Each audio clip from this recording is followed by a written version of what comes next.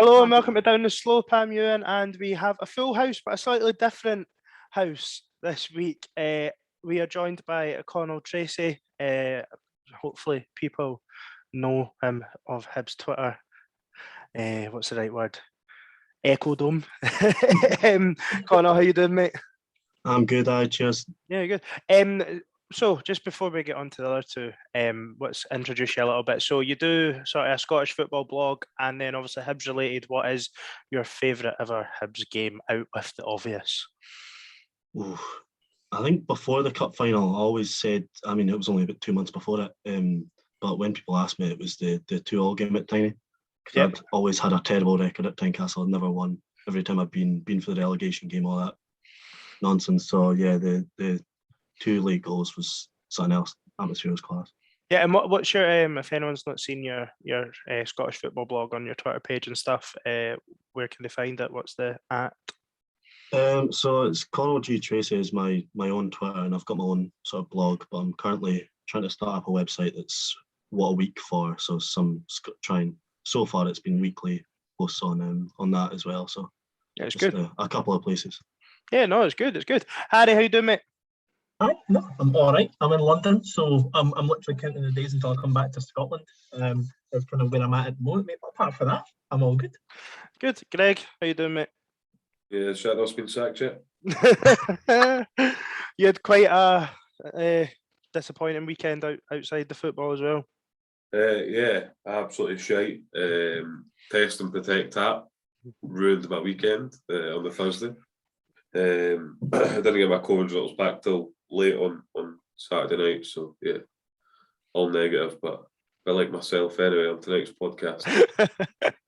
Right, let's get straight into it. Look, there's been 2 games since we last recorded. Obviously, the Rangers game and the Motherwell game. I think we will focus more on the Motherwell game. The Rangers game was a while ago now, but Harry, in general, what did you make of the 2 performances? I thought the Rangers game I didn't think was terrible. I think the only reason it was terrible is because they scored a goal. I think it was a very dubious penalty. The referee was a bit of a plank. I don't like how diving is just widely accepted in football and seen as good play. It's a bit pish. Whether there's contact or not, Kent's going to the ground regardless of whether he's contacted, so it's definitely not a penalty. Motherwell game, the cliche of game of 2 halves, but the first half was just so far from acceptable. I was literally livid at halftime. I just thought we were absolutely murder and deserved to be miles behind, and we were somehow ahead. Then second half, I thought we played some of the best football we've played in about 2 months, and we didn't score, and they did. And yeah, it was just absolute nonsense. Yeah, I have to agree. I thought we were pretty good in general against Rangers. Probably could have done more in the final third. I did think Rangers looked fairly suspect, but they are a good team, aren't they? Like that's the thing. They are a good team that we need. But I think they were there for the taking, and to come away from the game without even getting a point was really disappointing. The Motherwell game, I think I just have to echo exactly what you said. The first half was so bad, like really bad. I mean, look. I guess the one real moment of quality did come from Hibs. I think the majority of Motherwell's chances stemmed from dodgy play at the back from us. I don't really feel like Motherwell opened us up too often. I think Tony Watt maybe turned Ryan Porteous and got a shot straight down the middle of the goal, but the one real bit of quality did come from us, so maybe we did deserve to be in front of the break, but I think that would be a push. Then the second half was much better. Connor, what did you make of the 2 games? Rangers game, I thought, as you say, I thought we played fairly well. You couldn't really say anything creating chances wise, but we matched them for 90 minutes, in my opinion, and it is refereeing decisions at the end of the day, and sometimes that's the way with the old firm. Yeah. The Motherwell game, I couldn't make it on Saturday. I was working, but from what I've heard and read and seen, it's sort of similar to a lot of games, and we can't play for 45 minutes, and we seemed to create a lot of chances and had some good chances towards the end with Campbell as well, but it's just one chance for them and goes in. It's sort of typical of our season.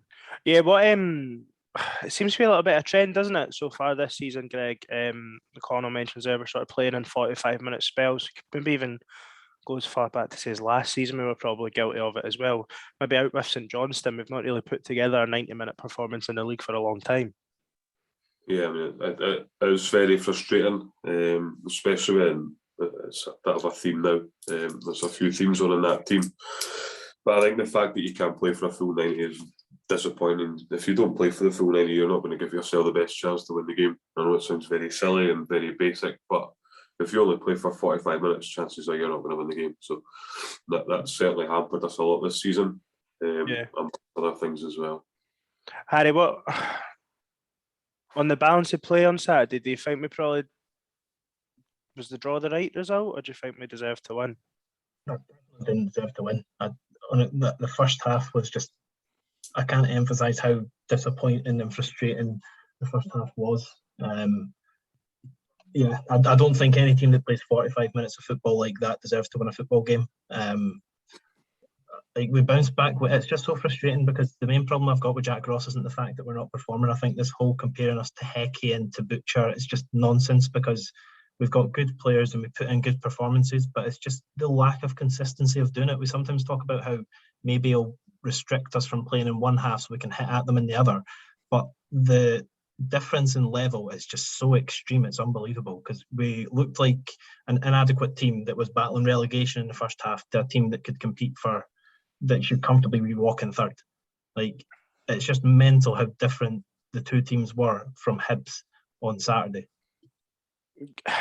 Connor, I know you didn't, like you said, you were working and stuff. I don't know if you might have had the chance to see much of the game back, but we obviously set up with a 3-5-2, and then just before the goal, Jack Ross changed to a 4-2-3-1 and sort of stuck with that in the second half. Do you think in games like against Motherwell, the 3 games that we've got coming up against Livi, St Mirren and Dundee, do you think that sort of 4-2-3-1 puts a little bit more emphasis on us to take the game to the opposition as opposed to the other way about? I think it can, because you saw that at the end of the sort of St Johnstone game with Murphy, and it suits players like him and Allan a little bit more, but I think they are more impact players. I don't think the 3-5-2 has to necessarily be a negative formation. I think when you've got Cadden and Doig, and they are more wing backs and full backs than anything, I think it can really be an attacking formation. I just think that when the goals aren't coming from Newell and Doyle Hayes, I think they've got a goal between them this season. Not that I don't think they've had a good season. I think they in times they have, but you're not spreading goals out enough, and I think that's where it comes from. Greg, on Saturday, we've spoken about enough. Is Martin Boyle a winger? Is he a striker? In games where maybe we are expected to have more of the ball, do we need him out wide to give that sort of different option? Do you think if teams are sort of compact, there's not enough room for him to maybe be utilised as a striker? I wouldn't even say that. I think that Cadden's a very suitable right wing back. He's a good player. I think Boyle's maybe more effective in the games where he's drifting between the midfield and the strikers, and he's very fluid, and his position is changing all the time. I think that there is definitely a place for him up front. I think I probably prefer him up front, to be honest, because out wide I feel like teams can squeeze him out the game and he's not as effective. But just go back to what Harry said. I think Harry said that the second half performance was almost like a top 3 team. It wasn't. At best it was top 6. It's not a top 3 team. We're still poor. We're still not defending properly, and we still can't take our chances. So to me, that's not a side that's top 3. I think the first half performance was a championship level performance, and we've seen that so often this season where we're nowhere near it. We're so far off it. It's incredible. I mean, Motherwell were walking through us at will in that first half. You see with our goal how poor and weak we are at the back. It sums it right up for me. I don't think the goal's good. I don't think the goal's good, but ultimately, I mean, it comes from a squash. So it's the third phase of a set play, and obviously, I think when you watch it back, Nisbet and Water in the same vicinity. Nisbet's at that stage obviously thinking about getting back up the park, whereas Watt obviously follows it back into the box. Mugabe, I think it was, hits an absolute squaffy a shot. It falls to Tony One. It's a great finish. It's a real good finish. Matt Macy's got absolutely no chance, but it's not great from Hibs. But I think not great's been very kind to you. I think that where's your right back? Where's your right centre half in that position?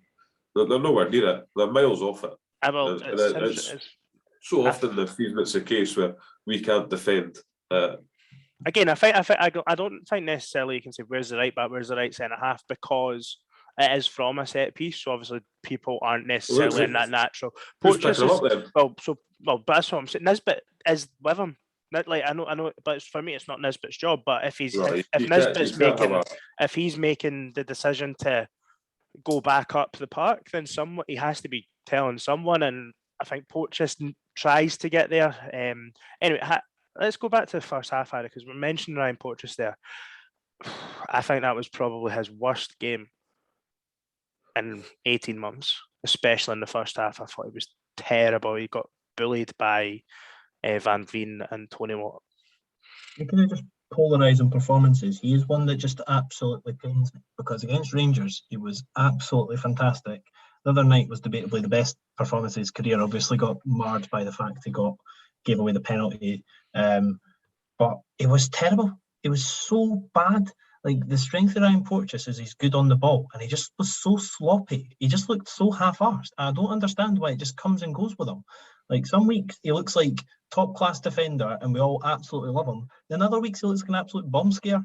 Like, the boy just can't make his mind up, and it's so stressful. I still can't pick what I see in Ryan Porteous. He's just such a confusing player to me, because, like, back in January, I remember saying, if Millwall are putting bids in for him, definitely take it. Then Liam mocked us because for this season he's probably been one of our better players. And then performances like that the weekend was terrible. I don't think we give him enough. He's been criticised enough for that goal, because he's left the top goal scorer in the league with about 7 yards of space. And for me, he's the closest man to ball Ken. But Nisbet's already going halfway up the pitch. The centre back needs to identify where the best player and where the threat is in the opposition team, and they need to lock it down. Like, unacceptable. Completely unacceptable. And if Ryan Porteous wants to be captain of Hibs one day, he needs to get rid of performances like that.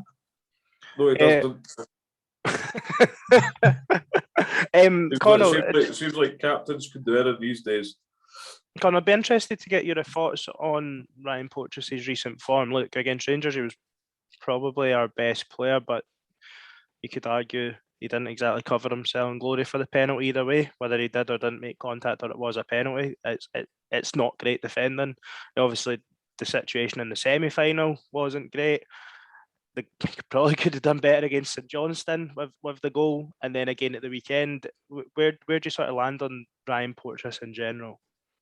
It's a hard one, Porteous, because he's, like you say, I think last Saturday, or last Wednesday, sorry, I think Harry's right. I think he was excellent defensively, but even in the first half, there was a couple of ones when he was giving the ball away. I think there was a 2 or 3 minute spell when he gave the ball away a couple of times, and he is meant to be decent on the ball, but he's so polarising, because he'll have a great 89 minutes, and then you have that one moment against Rangers when he gives the ball away, the moment at home against Rangers when he gives away a penalty, against St Johnstone when he should have done better for the goal, in my opinion. And then you've got these marauding runs up the park in the last minute. He's so hard to nail down right now, but I think it's just the defence as a whole. The one on Saturday is so frustrating, because there's about 5 of them, and I know it's a free kick, but there's about 5 of them all on the left-hand side of the box. There's not one person is near what defence, like just drifts out of the defence. Yeah, it's just Yeah, Greg. In the first half, we certainly made it hard for ourselves. Paul McGinn made a really good block on the back of a Ryan Porteous error. Paul McGinn himself made a massive error that Matt Macy pulled him out of. Motherwell didn't have to be great to create any of the chances he did. The one real bit of quality did come from Hibs with the goal. Talk us through it. Yeah, I was quite surprised to find Campbell out on the left, on the right, sorry, and he cut on his left foot and played a lovely ball in. And they're the kind of runs that you've been wanting Nisbet to make for the last couple of months now, when he's been off form. It's a great finish, to be honest. Really, you can't take anything away for that. It's what we've been looking for. It's what we're hoping for in the game, because up to that point we weren't great. We weren't creating a lot. So there we go. You've had one good ball in the box. You've cut them open. It's not a difficult game. Great finish, as I say. I mean, they took it very well, and the goalie had no chance. I'll be honest. I think it's a fantastic goal, and I do think Jack Ross deserves some credit, because he did change the shape just before it. Look, 3-5-2 wasn't working at the weekend. Okay, why did people say, "Oh well, he shouldn't have set up that way"? He did, but he addressed it, and within 5 minutes we scored a very, very good goal. Harry, talk to me about Josh Campbell. I know you're probably still not convinced. I personally thought he was very, very good at the weekend. Ajay, I thought he was one of our better players. I know he should have scored, but I know you're not convinced despite his assist. No, see, the thing is, the thing I like about Josh Campbell, and the reason I was wanting him in the team is because he just tries. Like, I like putting in kids that feel they've got something to prove, because whenever he's on the pitch, he's going to give us all for 90 minutes or as long as he's on the pitch for. And even though sometimes he'll do things wrong, like before the goal, I remember putting a message in the group chat being like, why is he still on the pitch? Because they put a ball like 10 yards behind Doig and completely killed an attack. Then the ball came back to me, he put a gorgeous ball into Nisbet and it ended up resulting in a goal.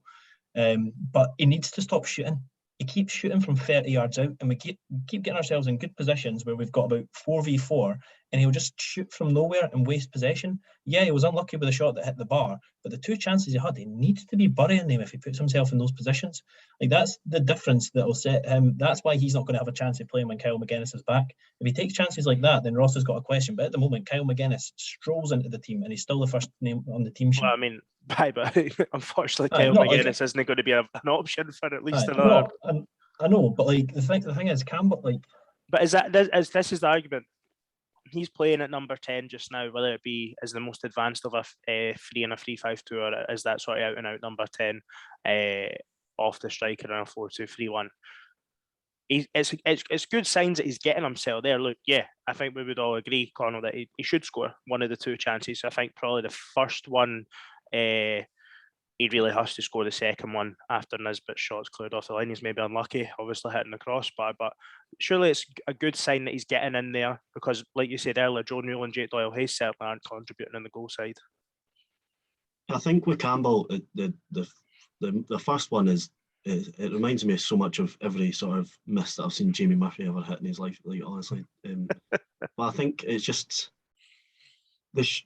I don't have anything bad to say about a player shooting when it's, we're not creating anything. But I think we do need that contribution with goals, and you saw that with McGuinness at the start of the season. McGuinness scored like first 3 games, and he was getting himself involved. And Campbell brought that sort of industrial, like, he brought those attributes to that number 10 role, which helped Newell and Doyle-Hayes. But then you still got to help Nisbet, you still got to help Boyle, you still got to get involved in the goals. And I think I agree with Harry that McGuinness comes back into the team easily, but I think he's still a little bit of a breath of fresh air, and I think he's definitely number 2 in that role for me. I love Scott Allan, but for a full 90 minutes, Campbell's number 2 in that role for me. Yeah, Greg, would you go along with that? Does Josh Campbell still get a start ahead of Scott Allan in that position while McGuinness is out? Or Murphy, I think. I'll play there. Yeah, let's not mention him. I really don't know, to be honest. I think that.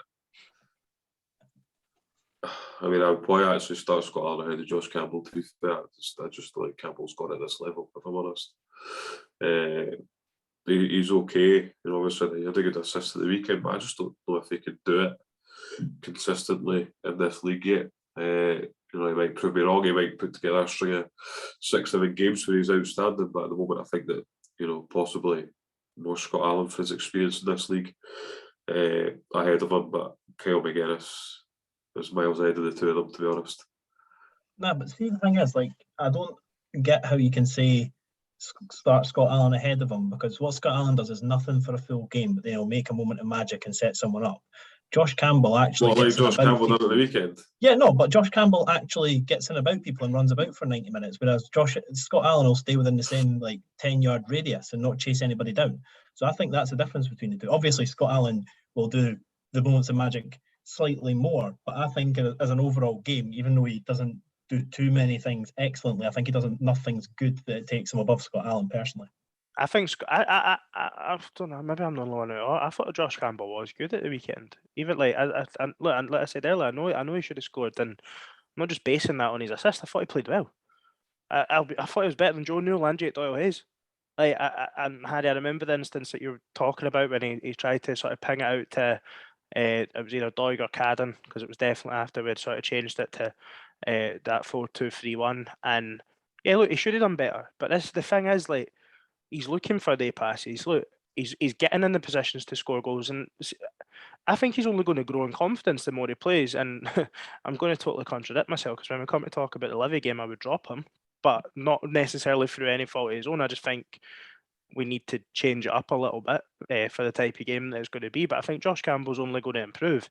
He's 21, I think. Like, so he's not an entirely young player anymore. Like, he's, I think by his own admission, he maybe thought his time at Hibs was coming to an end. But I think there's definitely goals in his game, assists in his game. I think he looks promising, and hopefully he does kick on. But Harry, you mentioned it earlier. Second half was I sort of agree with you. I thought the second half out with probably a 5-minute spell in the lead up to their goal. We played with a good tempo. We created a lot of chances and just didn't take them. What was the best chance of the game for you? It's got to be the spell where we had about 4 shots in a row in the box. We've got this thing, like, see, the thing that was brilliant about Nisbet's goal is the ball came to him and he didn't try and just pussyfoot it and put it round the keeper. He just belted it down the middle of the goal and the keeper didn't have a chance. Hibs and Jamie Murphy is the biggest culprit for this. If you've got a chance, put your laces through the ball. It's what you're told when you're 3 and you first kick a football. If you want to score, kick the ball. Like, don't place the ball, just boot it beyond the keeper. There's a time and a place for it, and it's very rarely, if you are in front of the goal and there's nobody between you and the goalkeeper, just kick it as hard as you can. Like, it's that simple. If we did that, we would have had 3 or 4 more goals at the weekend.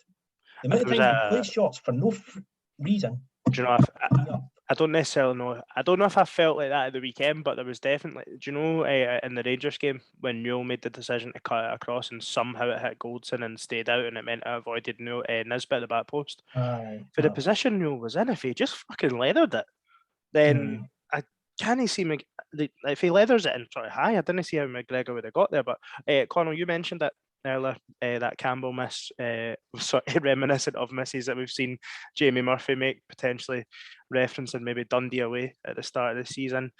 Kevin Nisbet, I think we maybe all agree, does look sort of back to his best, but he did miss a big chance late on as well.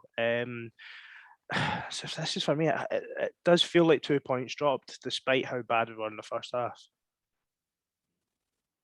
I think the Nisbet one, I agree with it. He doesn't smash them, but I think you're right. He's really come back into the game, and he's even working hard. Even go back to the semi-final, he's still pointing at players and telling them what to do.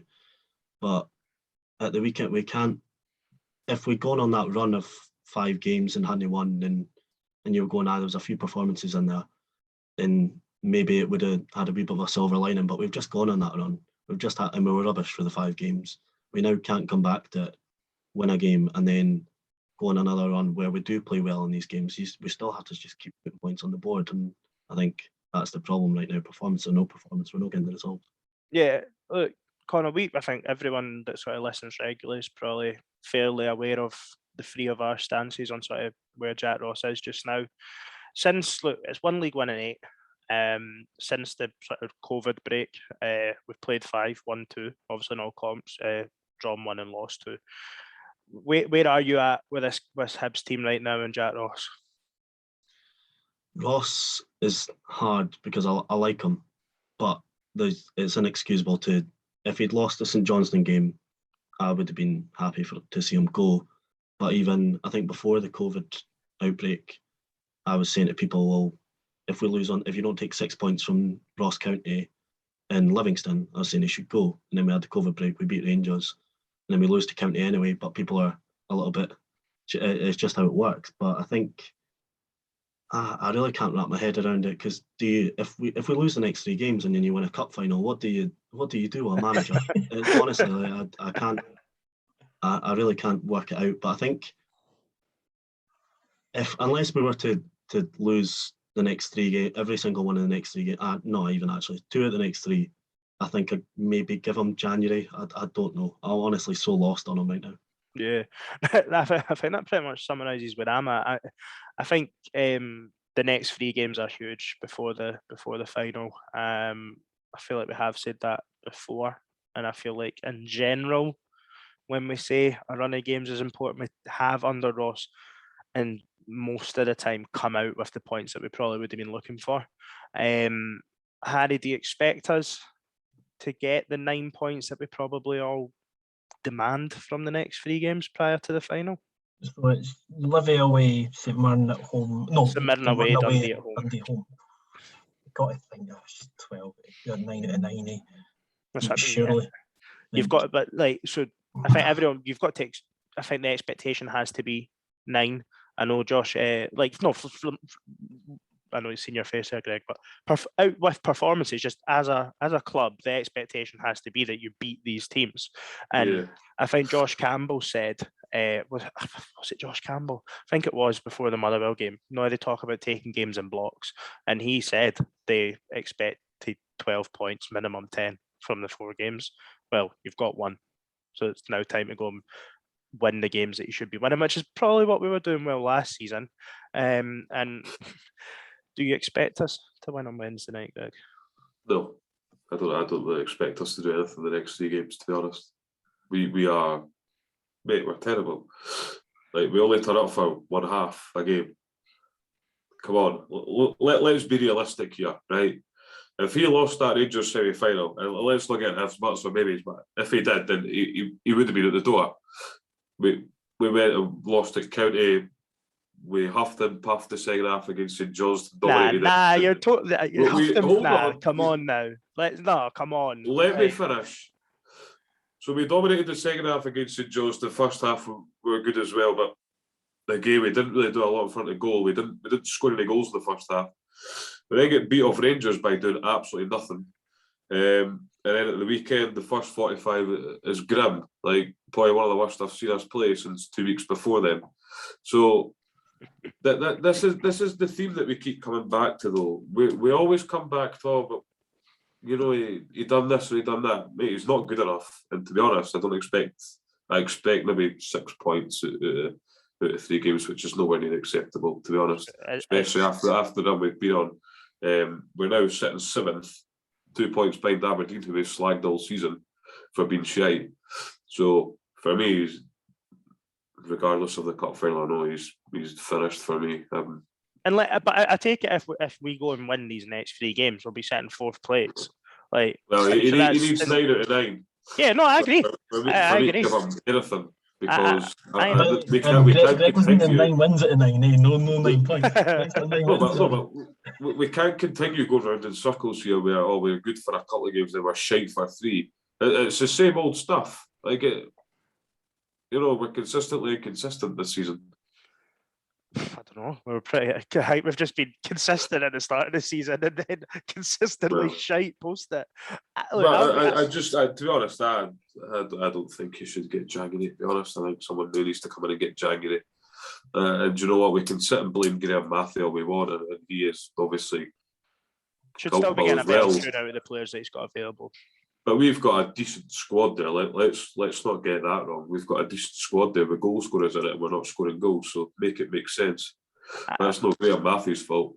I think, look, for me, I think if we play the way we did in the second half at the weekend, I disagree against Rangers. I thought, okay, yeah, we could have done more in the final third, but I think we contained Rangers. We were more than a match. I think Rangers paid us a lot of respect. They set up to counter-attack, which is why I think the game was so dull, because both teams set up to counter-attack. I wasn't impressed with Rangers, to be honest. I think, yes, we probably could have done more in the final third against them. I thought we were very good against St Johnstone for the majority of the 90 minutes, albeit, as ever, a defensive lapse cost us a goal. And we were good in the semi-final as well. Ross County away was fairly shit. I think the performances have been decent post the break, and I do expect us to go and win on Wednesday at Livi. If we don't, I think if we're 1-0 down against Livi, the whole. Oh, don't get me wrong. If we concede the first goal, we're done. Like, if we concede the first goal, we won't win. Like, I'm confident of that. Because we're not good enough. But I think we'll win. Like I said, I was confident going to St Johnstone. I'm quite confident we'll win fairly comfortable on Wednesday evening. I genuinely am. I don't think Livi are great. I think they played pretty well against Hearts in the first half. I know people say, Craig Gordon kept them in it.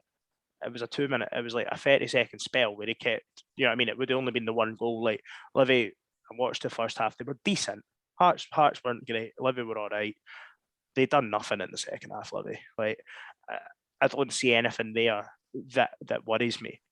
But to the same extent, that's where if we don't go in, I would say the same for St Mirren and Dundee. And that's where if we don't go and win these 3 games, then he's under huge pressure.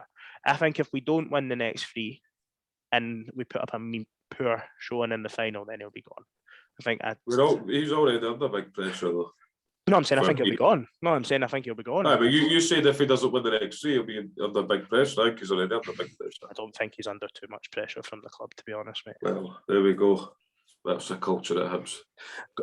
Anyway, Connell, Wednesday night, Livi away. Would you be looking at maybe, I don't know, starting Christian Doidge, bringing Jamie Murphy in, Scott Allan, any changes? I think Doidge is. I wouldn't start Doidge. Doidge still works best in a 2, and you've got Nisbet back in form. You've got Boyle as best player in the team, and maybe not in form right now, but he's still best player in that side, so you can't really take him out. I would maybe be willing to experiment. You've got to try something. Try a 4-2-3-1. Maybe bring in Murphy, because I don't want to see Cadden on that left-hand side. I don't want to see Boyle on the left-hand side. You've got to play your best players in their best positions.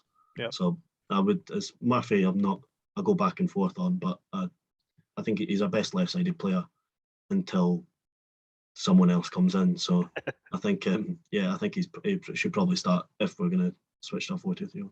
Yeah, Harry, I mentioned earlier that I would probably bring out Josh Campbell and it would be for Christian Doidge for me. I think that way you're getting, and then I think like Connell said, I would potentially look at bringing Murphy in as well, because I would potentially just go to a flat 4-4-2. I think we've seen it work against Livi before. We know Livi don't really generally play through the midfield that much anyway.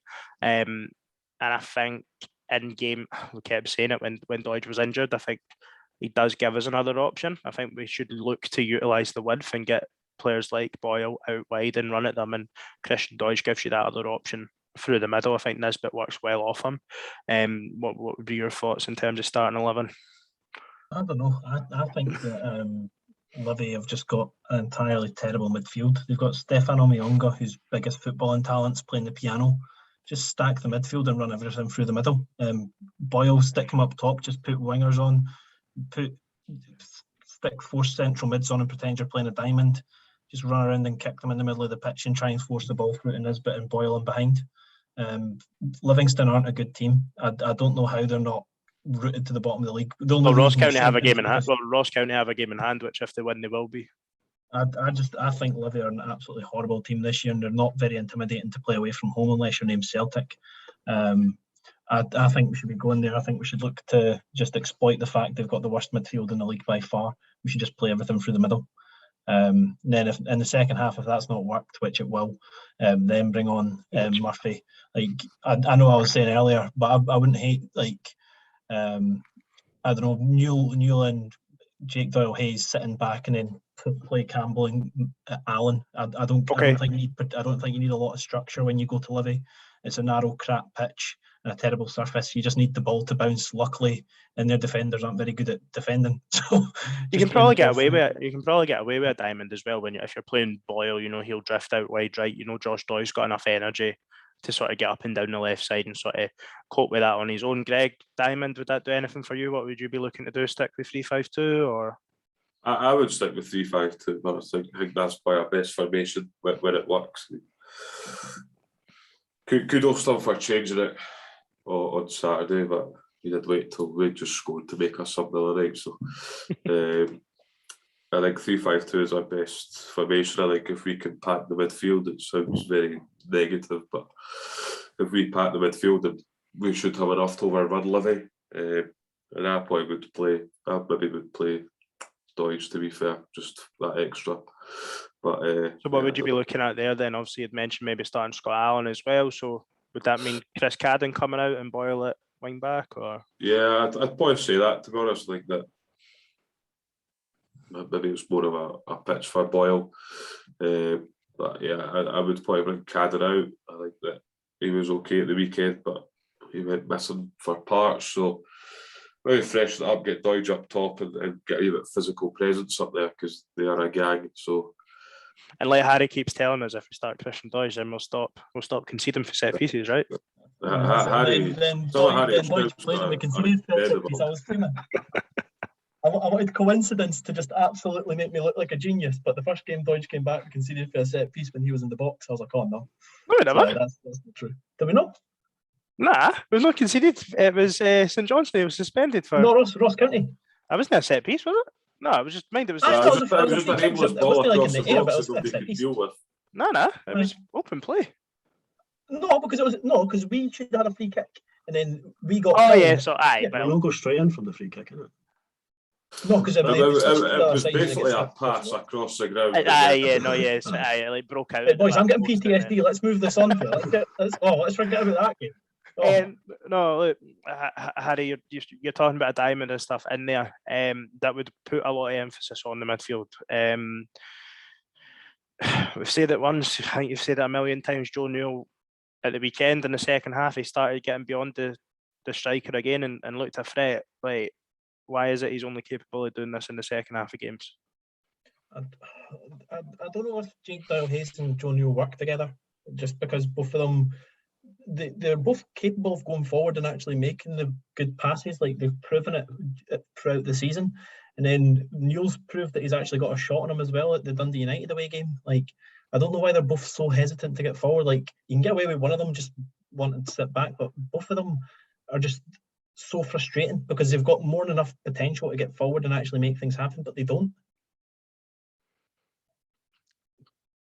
Any alternate to that, or is it? I think first of all, I'm still convinced Newell was a cross. Because every shot I've ever seen him hit, he's been so light and never even tasted a goalkeeper. And Newell's, you watch him take corners, you watch him take set pieces, and I can't figure it out how he can't hit the ball hard enough to get a shot away. But I think with the diamond you're talking about, getting Allan in the team, we're talking about earlier, like 45 minutes.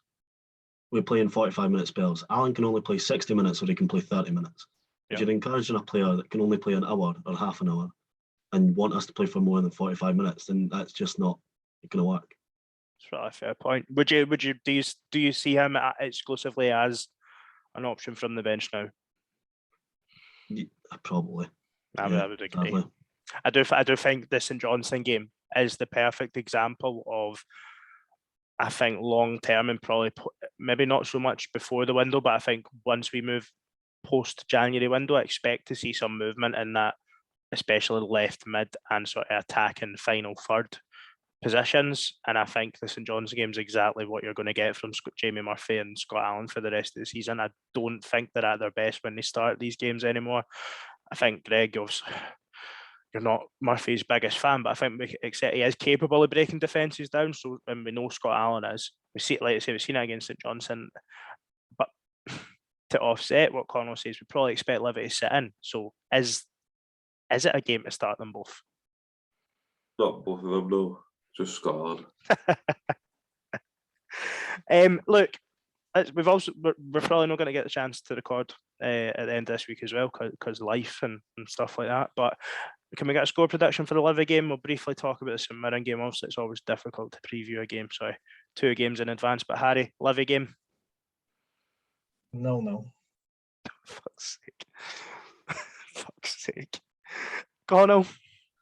Oh, well, I was going to go 1-0 Livi, but I'll go 2-1 Hibs. 2-1 Hibs. Exactly. Keep it light. Greg? 1-0 Livi. I think we'll win 3-0. Honestly, I think we'll be comfy. I think we'll be really, really comfy.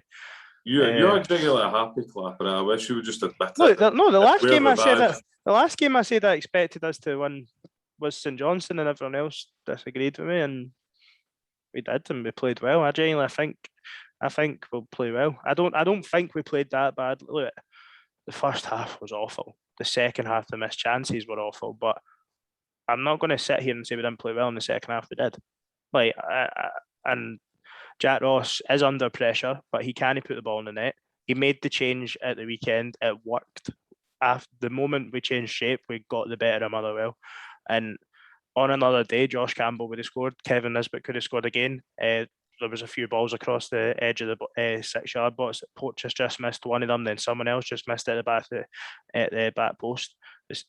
And ultimately, when these chances don't go in, you won't win a game of football. Like, we all know that, we've seen it before. But I think if we play that way against Livingston are shite. Look, and I'm ready to get egg on my face, but I think we'll beat them, and I think we'll beat them well. Like, I really, really do think we will. And then hopefully, because this is the thing, these were the games we won last season. You know, like we all know Jack Ross's big game record. It is what it is. He didn't take many points off Celtic, Rangers last season, cup finals, etc. But we finished third because we beat Livi, because we beat St Mirren, because we beat Dundee, but we beat who would be the equivalent, Hamilton, last season. Like, you know, and it's time to get back to winning these games and winning them well. And I hope that we do start that on Wednesday night and carry it into Saturday. Harry, we are playing two teams that are in equally, if not worse form than ourselves. So do you expect much from St Mirren on Saturday? Obviously, don't have a game midweek. I hope we don't get too much of a boost because they've got our future manager in Padley on even. Being honest, I don't really know much about St Mirren this season. It's not really a team that I've watched too often. No one in 8 games. Wow. Because I know at the start of the season they were getting quite unlucky. They were having quite a few score fests and dropping points here and there where they should have been picking them up. At Easter Road, was it 2-0 down they came back from? Yes. Yeah, right. But I thought they were pretty poor, but we went much better. So, yeah. They've just got a vengeance against us because we're still, literally, when we're playing them, we've got like 3 of their players in our squad. It's embarrassing. I'm sick of St Mirren. Just relegate them so we can stop bullying them. Because if they're relegated, we only have any players that we want to steal. We'll take McGrath, but we'll leave it at that. I know what about yourself, for this game, I reckon it's going to be a crap game. There you go. Connor, what about yourself on Saturday? Look, it's difficult because you don't know what shape we're going to be in post Wednesday night. But do you think it'll be fairly similar to what we'll see on Wednesday? I think St Mirren, they're struggling to score goals, but so are we. So it could be another terrible game similar to what I'm expecting on Wednesday. But I don't know. I think they're a team they still got decent players. Like Brophy scored against us, and he takes about 100 shots a game, so one of them might go in. Like, he's got a decent record against us as well, isn't he? They've got some, like Harry said, they do have some vengeance against us for just taking their players and their managers, and they always seem to come up with a goal. So I can expect us to just get beat there as well. just Greg, please give me something. We've got a pretty good record through in Paisley. Is that a game that you could see us winning more than Wednesday night? Nope. I actually can't. So if I'm honest, I don't know where the next win's going to come from, to be honest. We are bad. Like, I know we say St Mirren are shite, blah blah blah. They've not won an 8. Well, we've won 1 in 8, so we must be one of the beaters. Mate, we're shite. I just think it's a bit rich to say I don't know where the next win's coming from. We won fucking last weekend. Like, oh well. Like, no, but like, what a team. We have won 2 games recently. Like, I know, like, we've won, like, we had a 4-week break, and we've played 5 games, won 2, drawn 1, lost 2. Like, I know, like, 1 win in 8 in the league is shite. You know, like, let's not. Like, you can stop there, right? Let's not get to the point where we're trying to justify. There's no justifying it because we've won 2 and 5. Come on. But we have. That's the fact. We stopped playing football for 3.5 weeks. Winning 2 and 5 games good enough for you. But you can't turn around and say, "I don't know where the next one's coming from." We fucking won last weekend. Like, not good enough. I think I'm pretty confident that we'll win the 3 games. Yeah, I'm not. I think I'm pretty confident that we'll win the 3 games, and if we don't, then I don't know. Regardless of the final, right? Let's get one thing. Regardless of the final, the league form has been nowhere near good enough. So for me, regardless of the final, he's got to go. No, yeah, look. He's getting either. Look, no matter what happens, we're no sacking a manager 2 days before a cup final. Like, that won't happen. But if we do lose the 3 games, then I'm not even thinking from a Jack Ross point of view. I don't see where our season goes. Not even if we lose the 3 games, if we take any less than 6, 9 points. In fact, you know what? Any less than I would even say 7. Yeah. If we lose any of these games, then I do think we're struggling. I'll be honest. I think we're struggling. They're games we should be winning. And look, people say you don't have any right to win any game. Yeah, you've got to perform, but the games that we should be performing in and winning well and comfortably. I keep saying, we've seen it last season. We're capable of going to Paisley, going to Livingston, and beating Dundee at home. I don't think it's too much to ask.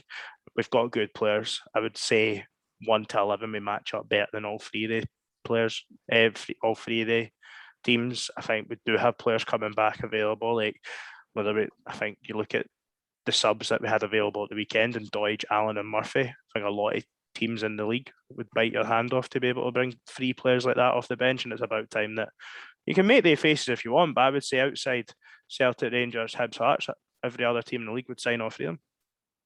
Hope somebody does sign Murphy.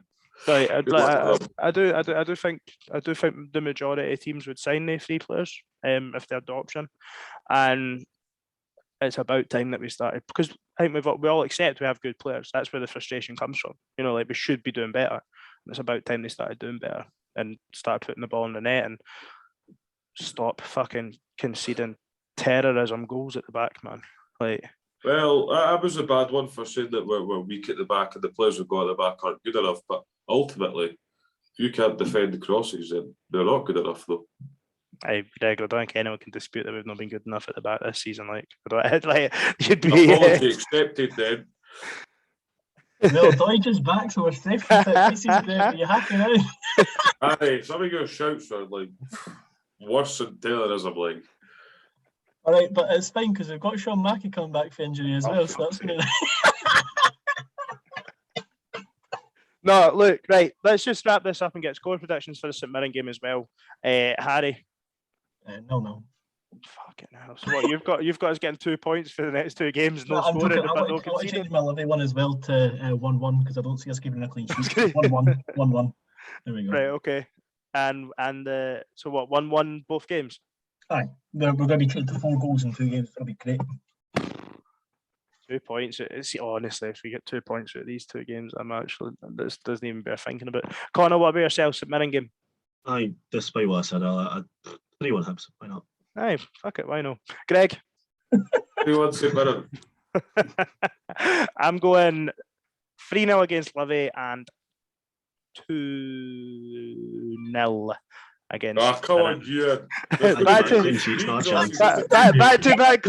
to back clean sheets. Here we go. No, look, madness, mate. These teams do know how to cross the ball. We can't defend them. Connell, thank you very much for joining us. Unfortunately, Liam not being here, you're not going to get treated to a high B guess who, because the 3 of us can't be asked organising it, to be honest with you. But no, Connell, thank you very much for joining us. And Harry, Greg, as ever, thank you very much. And we'll be back next week. Cheers. Bye. Cheers.